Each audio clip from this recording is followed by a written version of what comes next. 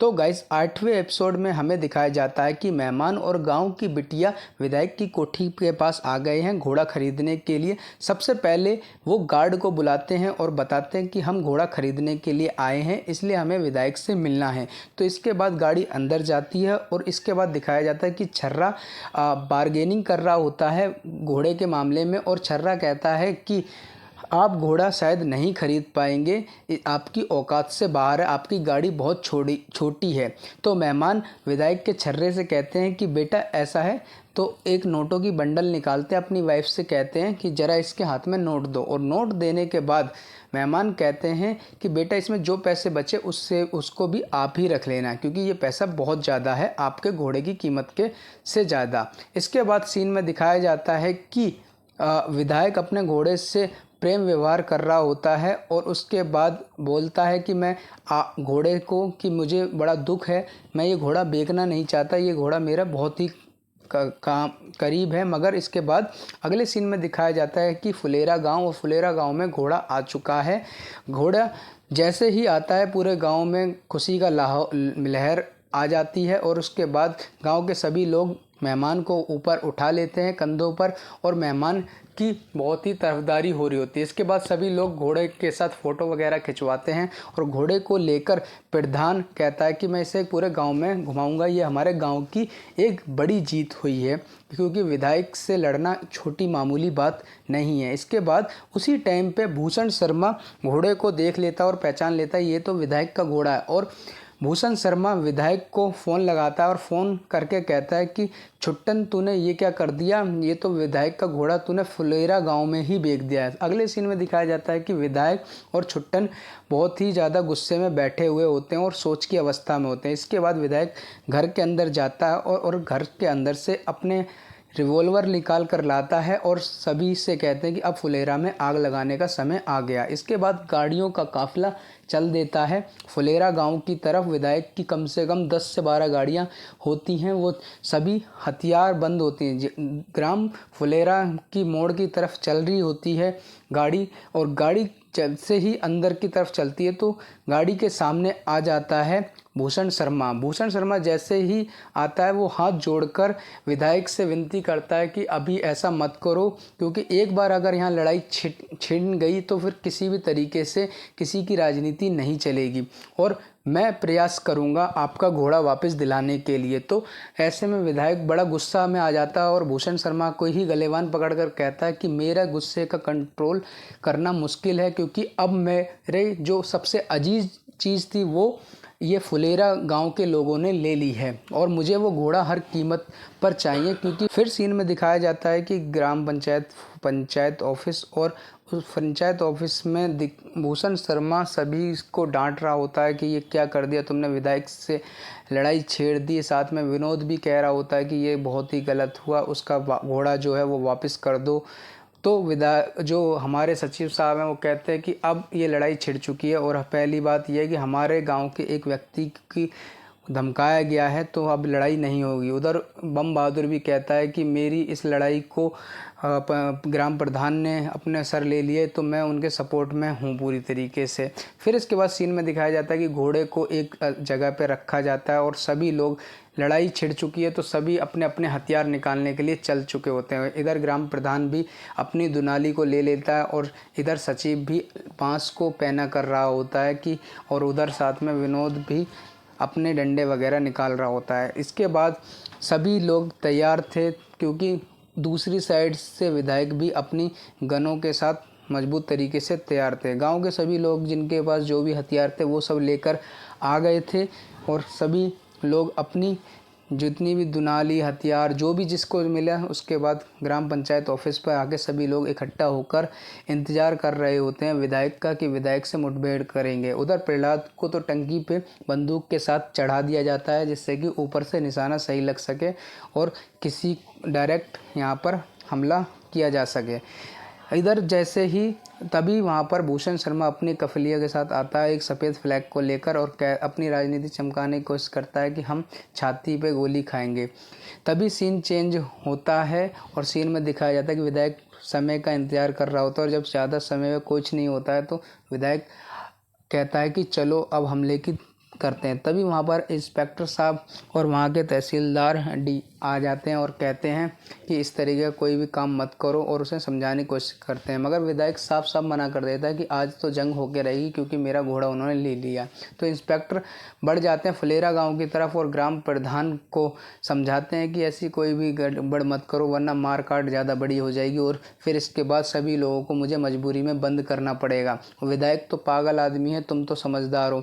मगर गाँव के लोग भी कहते हैं कि अब ये हमारे मान सम्मान की लड़ाई है, हम भी पीछे नहीं हटेंगे क्योंकि विधायक ने ये लड़ाई छेड़ी है। तभी जैसे ही बात कर रहे होते हैं उसी समय गाड़ियों का एक काफ़िला आता है और गाड़ियों का जैसे ही काफ़िला आकर रुकता है सभी गांव के लोग अलर्ट हो जाते हैं क्योंकि विधायक आ चुका है। विधायक गाड़ियों से उतरता है तो सभी गनर और सभी लोग सामने आ जाते हैं। सभी के हाथ में बंदूकें होती हैं। गांव के लोग भी जितने भी हथियार होते हैं बंदूक वगैरह सभी को साथ में लेकर विधायक के सामने खड़े हो जाते हैं। विधायक काफ़ी गुस्से में तमतमा रहा होता है, तभी सामने एक दूसरे के ऊपर बंदूकें तन जाती हैं। जैसे ही बंदूकें तनती हैं तो विधायक कहता है कि मैं आज किसी को नहीं छोड़ूंगा, मगर इंस्पेक्टर और तहसीलदार बीच में आकर दोनों का बचाव करने की कोशिश करते हैं कि किसी भी तरीके से कोई भी हथियार ना चलाए तो ज़्यादा अच्छा रहेगा। विधायक मगर आज किसी की सुनने के लिए तैयार नहीं था क्योंकि उसकी जो मनपसंद घोड़ा था वो फुलेरा वासियों ने ले लिया था, वो भी। मगर जो इंस्पेक्टर साहब थे वो कह रहे थे कि आपको अगर आपका घोड़ा लिया तो उतनी कीमत भी दी, आप दूसरा घोड़ा ले लेना। मगर विधायक बिल्कुल भी तैयार नहीं था। बस विधायक कह रहा था मुझे मेरा घोड़ा दे दो, अपने पैसे ले लो और मैं इस बात को ख़त्म कर दूंगा। तभी वहाँ पर एक फ़ोन आता है तहसीलदार को और वो विधायक को देते हैं फ़ोन पर विधायक का जो सीनियर पॉलिटिशियन होता है वो बात कर रहा होता है। तो जैसे ही विधायक उससे बात करता है तो विधायक थोड़ा ठंडा हो जाता है। विधायक का सीनियर पॉलिटिशियन उसे समझाता है कि किसी भी तरीके से ये जंग का मैदान मत बनाओ क्योंकि राजनीति करने आए हो तो राजनीति ही करनी पड़ेगी। यहाँ पहलवानी और किसी भी तरीके से गुंडागर्दी नहीं चलती। राजनीति में आपको संयम रखना पड़ेगा। जब ये सारी बात सीनियर पॉलिटिशियन समझाता है विधायक को तो विधायक थोड़ा ठंडा हो जाता है, मगर एक गुस्से में ऊपर हवा में फायर करता है। फायर करते ही उधर प्रहलाद भी अलर्ट हो जाता है। प्रहलाद भी ऊपर एक हवा में फायर करता है, जिसका फायर होते ही जितने ही विधायक के लोग होते हैं वो ऊपर देखने लगते हैं।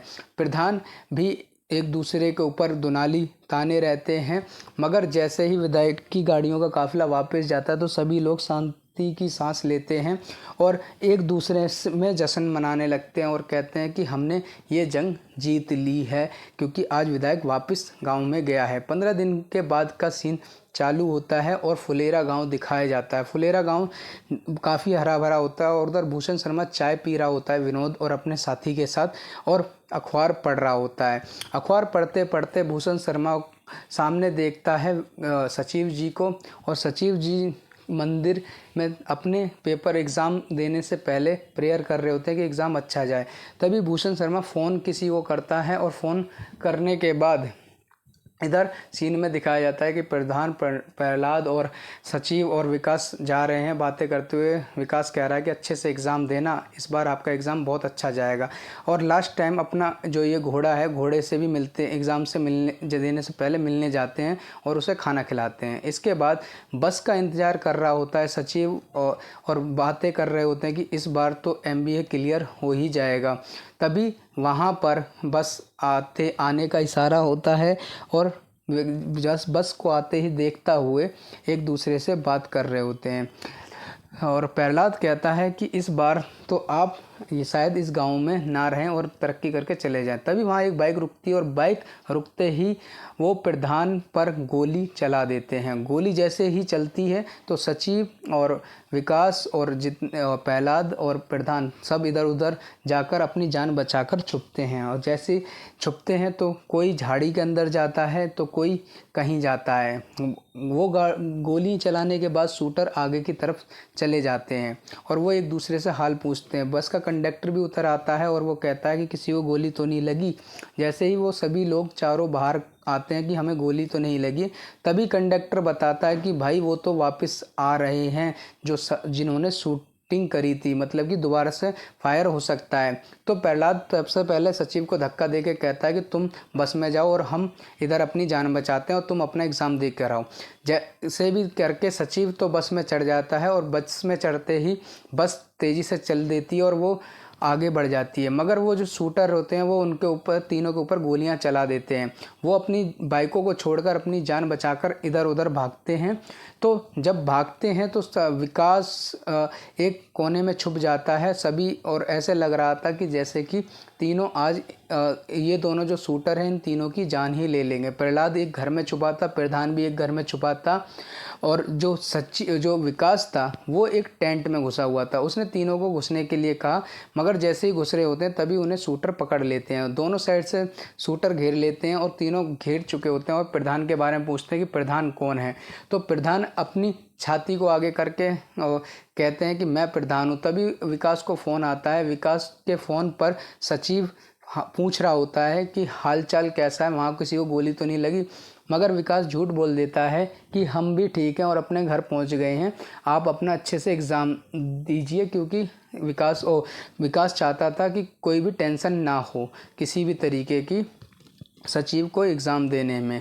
तभी जैसे ही प्रधान के बारे में पता चलता है शूटर को कि प्रधान ये है, तो शूटर एक गोली चला देता है और जो कि प्रधान के कंधे पर लग जाती है। जैसे ही लगती है तो इसके बाद अगले सीन में दिखाया जाता है हॉस्पिटल का। हॉस्पिटल में सचिव अपनी दोस्त की गाड़ी में बैठकर आता है और भागता हुआ हॉस्पिटल के अंदर घुसता है। घुसते हुए उसे जैसे ही वो घुस रहा होता है वहाँ पर पुलिस और बम बहादुर खड़े होते हैं गेट के पास, और जैसे ही वो सीढ़ियों के पास जा रहा होता है तो एक नर्स के पास बहुत सारे खून से सनी हुई कॉटन होती है। कॉटन के बाद वो सीधा जाता है प्रधान के रूम में।